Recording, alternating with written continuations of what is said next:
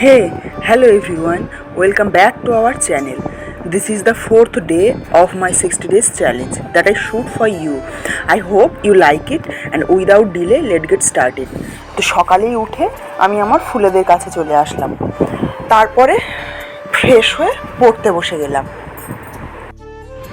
আর এই হচ্ছে আজকের টপিক আমার। চলো ঝটপট পড়তে বসে যাই, আজকে একটু লেট হয়ে গেছে। প্রশ্নপত্র ঘেঁটে ম্যাথ আর জিআইয়ের ওপরে একটা চ্যাপ্টার আমি সিলেকশন করে নিয়েছি প্রথমে, আর এই অনুযায়ী এখন আমি পড়তে থাকি।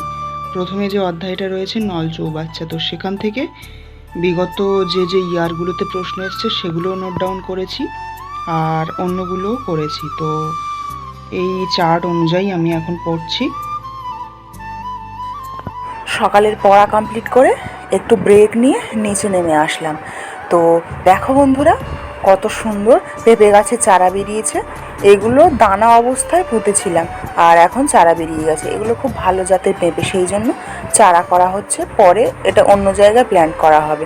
মামার আর আমার গার্ডেনিংয়ের শখ থাকায় এইরকম ভালো জাতের দানা বা চারা আমরা স্টোর করি, তারপরে সেগুলো বড় করি যত্ন সহকারে। আজকে ভোট গণনার দিন, তো ঘরে গিয়ে দেখি সবাই ইতিমধ্যে টিভি ঘরে উপস্থিত, আর আমিও তাদের সাথে যোগ দিলাম খানিকক্ষণ ভোটিং পোর্শনটা মিস না করার জন্য। তারপর একদম চলে আসলাম দুপুরে খাওয়া দাওয়ার সময়। আজকে আমাদের আয়োজন হয়েছিল বেগুন ভাজা, আলু ভাজা, কুমড়ো আলু ঢেঁড়স দিয়ে একটা চচ্চড়ি আর মাছের একটা ঝোল। এখন চলে আসলাম সোজা সন্ধ্যাতে।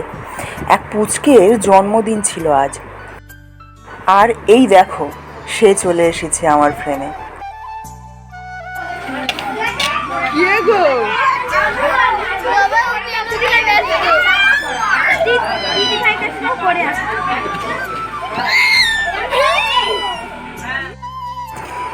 ওখানে অনেকটা সময় কাটিয়ে পুচকেটাকে একটু কোলে নিয়ে একটু চটকে দিয়ে সোজা বাড়ি এসে ডিনার সেরে পড়তে বসে গেলাম।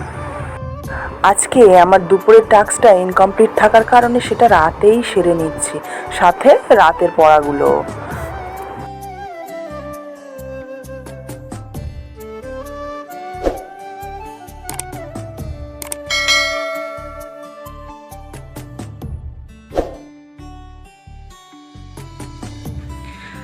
আমি যে 60 ডেজ চ্যালেঞ্জ ভিডিও শুরু করেছি তার একটা ডায়াগ্রাম এখানে বানিয়ে নিয়েছি, দেয়ালে সেঁটেও দিয়েছি, আর ওপরে এটা অনেক দিন ধরেই ফলো করছি। এটা হচ্ছে খাওয়া দাওয়ার চার্ট, এটা আমার, আর এটা হচ্ছে 60 ডেজ চ্যালেঞ্জের একটা চার্ট।